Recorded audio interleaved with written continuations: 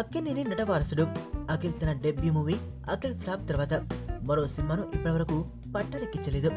చాలా long gap తీసుకుని అఖిల్ తన ట్విట్టర్ వేదికగా తన రెండో సినిమా త్వరలోనే పట్టాలెక్కుతుందని క్లారిటీ ఇచ్చేశారు.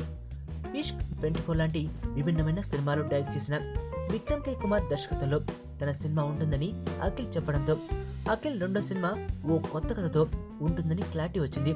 ఇదిలా ఉంటే అఖిల్ మూడో సినిమాపై కూడా అప్పుడే క్లారిటీ వచ్చేసినట్లు తెలుస్తుంది.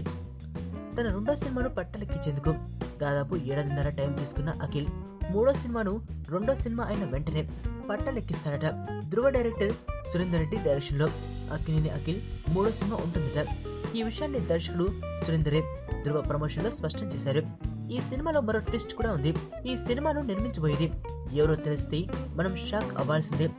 ఖైదీ నెంబర్ 150 సినిమాతో నిర్మాతగా మారిన young hero mega power star Ram Charan Tej తన కొణిదెల ప్రొడక్షన్ బ్యానర్ పై ఈ సినిమాను నిర్మిస్తున్నారట. దీంతో మెగా హీరో నిర్మాణంలో అక్కినేని హీరో అఖిల్ సినిమా తెరకనుంది.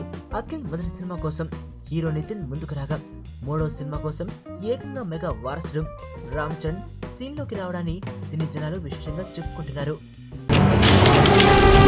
నీ స్నేహితుడు ఎవరో తెలిస్తే నీ క్యారెక్టర్ తెలుస్తుంది. నీ శత్రువు ఎవరో తెలిస్తే నీ కెపాసిటీ తెలుస్తుంది.